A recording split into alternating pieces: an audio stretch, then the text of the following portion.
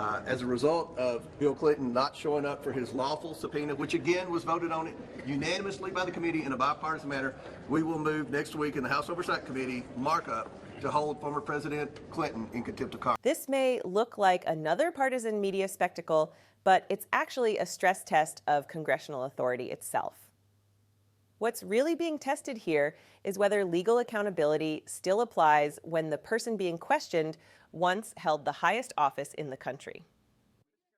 This raises broader questions about equal treatment under the law, selective enforcement, and whether political power now shields people from oversight. In this video, we'll break down how this confrontation exposes the fault lines between accountability and political protection in Washington.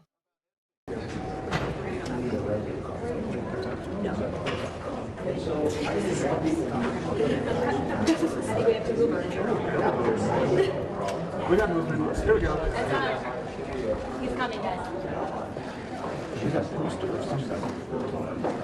Doesn't matter.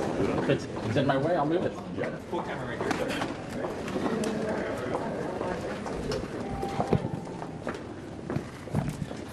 All right. Well, I think everyone knows by now Bill Clinton did not show up. And I think it's important to note that this subpoena was voted on in a bipartisan manner by this committee. This wasn't something that I just issued as chairman of the committee. This was voted on by the entire committee in a unanimous vote of the House Oversight Committee to subpoena former President Clinton and former Secretary of State Hillary Clinton. Now, Hillary Clinton's supposed to show up tomorrow. We'll see what happens there. But with respect to the former president, he did not show up today. One reason I think most Americans want President Clinton to answer some questions is because he visited the White House. Jeffrey Epstein visited the White House 17 times while Bill Clinton was president. I've been in Congress 9 years. I think I've been to the White House 9 times in 9 years. Epstein was in the White House double the amount of time that I was under one president. And then we know that Bill Clinton flew on Epstein's plane somewhere around 27 times after the presidency. So no one's accusing Bill Clinton of any wrongdoing. We just have questions, and that's why the Democrats voted along with Republicans to subpoena Bill Clinton. Not a single Democrat showed up today. Not a single Democrat. The ones that have press conferences on the Capitol steps and talk about how they're trying to get justice for the victims and all that, it just seems like they only care about questioning Republicans. And we've had a former Trump cabinet secretary, Acosta, in for a grilling. We had Bill Barr, former Attorney General, in for a grilling. But for whatever reason, President Clinton didn't show up, and the Democrats on the committee don't seem to have a problem. This is the amount of preparation that went into this deposition today. These were the questions that we were prepared to ask. We've communicated with President Clinton's legal team for months now, giving them opportunity after opportunity to come in, to give us a date, and they continue to delay to the point where we had no idea whether they're going to show up today or not. I think it's very disappointing. As a result of Bill Clinton not showing up for his lawful subpoena, which again was voted on unanimously by the committee in a bipartisan manner, we will move next week in the House Oversight Committee markup to hold former President Clinton in contempt of Congress. Yeah, so with that, be happy to answer any questions real quick. Mr. Chairman, will you roll out bringing Donald Trump in for an interview? Well, in this investigation? President Trump has answered thousands of questions about Jeffrey Epstein. In fact, I would say today, well, you all ask him questions every day. He answers questions every day about Epstein. Will you rule out? Well, you can't bring in a current president of the United States, and you all know that. So, but President Trump has answered thousands of questions about Epstein. I bet today, at some point, some of you all will ask President Trump questions about Epstein. He answers those questions. To my knowledge, former President Clinton has never answered questions about Epstein. And we just had questions. Because, again, I think anyone would admit they spent a lot of time together while Bill Clinton was president and post-presidency. And again, no one's accusing the Clintons of any wrongdoing. We just have questions, and I find it odd, not only they didn't show up, but that the Democrats on the committee, who are so concerned about getting to the bottom of the Epstein investigation, didn't even bother to show. Mr. Chairman, in his letter to you, Mr. Chairman, President Clinton suggested that this was a Joseph McCarthy-style tactic to have him brought in front of this committee. How would you respond to that? Who said that? President Clinton, in his letter to you last night. I mean, this is a thing that obviously the media is interested in, the American people are interested in. He's never answered any questions, and the Democrats on the committee voted with the Republicans for Bill Clinton to come in. I mean, this is I don't ever remember a bipartisan vote to subpoena anyone. I've been on the Oversight Committee the entire 9 years I've been in Congress. This is the first one. So the Democrats were real eager to hear about Bill Clinton, and then somebody came along and told them they need to stand down. I've never seen a Democrat not show up for a deposition. The whole time I've been in Congress on the Oversight Committee, I've never seen a time when the Democrats never showed up. Yeah, when Hunter Biden came, there were 10 or 12 of them in there. Sir, is there Mr. Chairman, we asked Hakeem Jeffries about this. Epstein Island right now? Bill, go ahead. We asked Hakeem Jeffries about this last night, and he called you a deeply unserious person, said he doesn't have faith in you to lead this investigation. How would you like to respond to him? Well, look, the feeling's mutual. I don't have any confidence in Hakeem Jeffries. I don't think Hakeem Jeffries ever mentioned my name the first 9 years I was in Congress. In the last 2 months, he's mentioned my name and made slurs at least 5 times. I think that Trump derangement syndrome is morphing into Comer derangement syndrome for Hakeem Jeffries. So my advice to Hakeem Jeffries is, first of all, recognize the fact that the members in your conference voted to subpoena Bill Clinton. It was the Democrat members of the Congress that voted for that subpoena, number one. And number two, he clearly has a problem with me. Maybe he should go to one of those Somali therapy centers and get some type of therapy for his disdain for me. If he's accusing me of any wrongdoing, then he should file a complaint.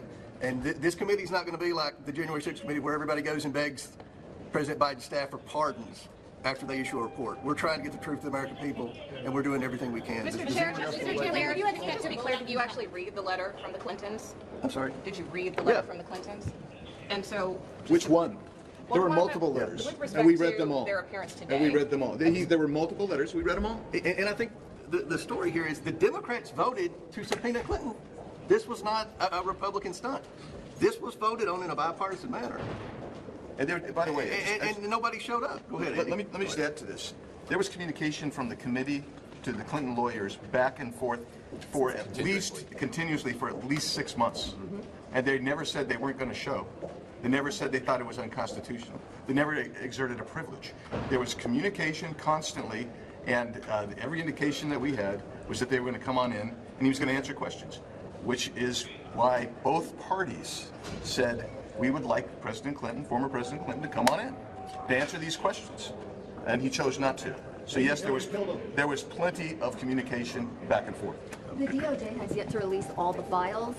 What is your plan with that? Are you pressing for the release? Or? Well, first of all, let me say, I subpoenaed Pam Bondi. I don't remember Jamie Raskin or Elijah Cummings or anyone ever subpoenaing a Democrat attorney general of their own party. We subpoenaed Pam Bondi for the documents. She started producing the documents. Then Congress voted for the discharge petition to send another message, and we all voted for that. They are sending documents. They sent a big batch. The Democrats were unhappy. They said there weren't enough redactions, so now the DOJ is going through trying to make sure they redact everything.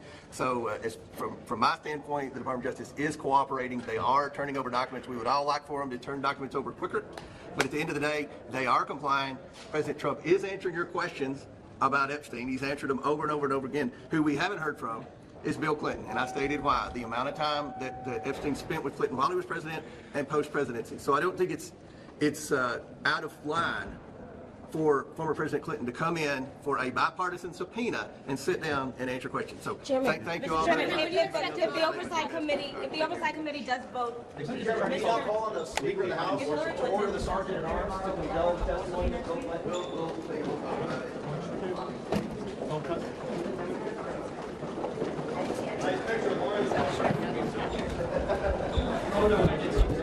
In that moment outside the committee room, when Chairman James Comer stood before the cameras and said almost calmly that a former president had chosen not to show up for a lawful bipartisan subpoena, something quietly historic had just taken place. Not a dramatic walkout, not a shouting match, just an empty chair where one of the most powerful figures in modern American politics was supposed to be sitting. A subpoena issued unanimously by both parties. Months of communication, a clear date, and still, Bill Clinton did not appear. That absence speaks louder than any statement ever could. Comer did not accuse. He did not claim guilt. In fact, he went out of his way to say that no one was alleging wrongdoing. What he said instead was something far more unsettling. That a former president who had spent an extraordinary amount of time with Jeffrey Epstein while in office and after leaving it has never answered public questions about that relationship. Not once, not under oath, not in a bipartisan setting. Not when asked by the people's representatives. And in a republic built on the idea that no one is above the law, that silence is not neutral. It is powerful.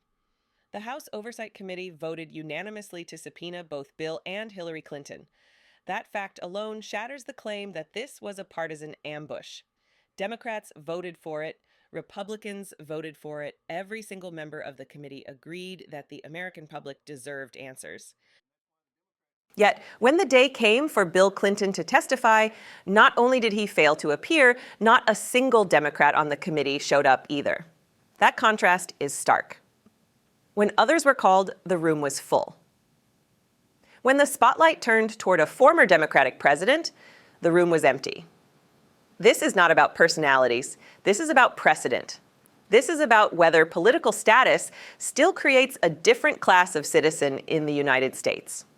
James Comer stood there holding the stack of prepared questions, proof that this was not theater, not a surprise, not a trap. Months of coordination had taken place. Letters were exchanged, expectations were set.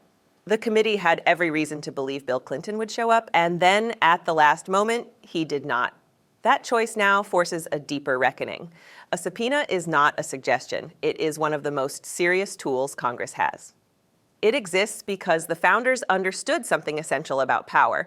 Without the ability to compel testimony, oversight becomes meaningless. Law becomes optional. Accountability becomes selective. When Comer announced that the committee would move to hold Bill Clinton in contempt of Congress, he was not making a political threat. He was invoking one of the last remaining mechanisms for enforcing the rule of law against the powerful. And then came the deflection. When asked whether Donald Trump would also be brought in, Comer responded with a fact that has been ignored in much of the public conversation. Trump has already answered thousands of questions about Epstein, publicly and repeatedly. Reporters ask him. He responds. Cameras are there. The record exists.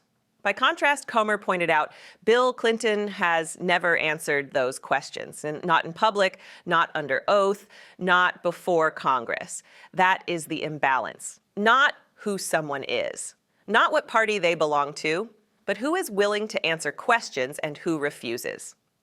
And then the tone of the exchange shifted. When Democratic leader Hakeem Jeffries attacked Comer personally, calling him unserious, it revealed something even more troubling. Rather than address why his own members voted to subpoena Clinton and then didn't show up, the response was to attack the man enforcing the subpoena.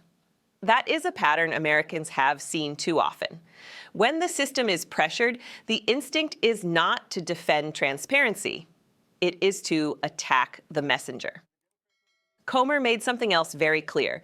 This investigation is not being run like past congressional probes where politics took priority over facts. He referenced committees that issued reports and then sought protection. He said this committee is focused on one thing, the truth. And that truth, at minimum, requires testimony. The Department of Justice, he noted, is turning over documents. Subpoenas have been issued. Records are being reviewed. Even when there are delays, the process is moving forward. What has not moved forward is Bill Clinton's willingness to sit in a chair and answer questions. That matters, because in a free society, power is not supposed to create immunity. Fame is not supposed to grant silence. History is not supposed to erase accountability. When a former president can ignore a bipartisan subpoena without consequence, it sends a message that echoes far beyond this investigation. It tells every citizen that there are two systems in America, one for the powerful and one for everyone else. And that is the moral crisis at the heart of this moment. This is not about one man. It is about whether institutions still have the courage to confront those who once led them. The Oversight Committee did its job. It issued a lawful subpoena, it prepared, it waited. And when that subpoena was ignored, it moved to enforce it. That is what accountability looks like. Whether the political system allows that accountability to continue will define far more than this case. It will define whether the rule of law in America is still real or merely symbolic. History is watching, and so are the people. If you believe no one should be above the law, if you believe power must answer to truth, and if you believe transparency is the foundation of a free republic, then support what we do here. Subscribe to Liberty Report USA.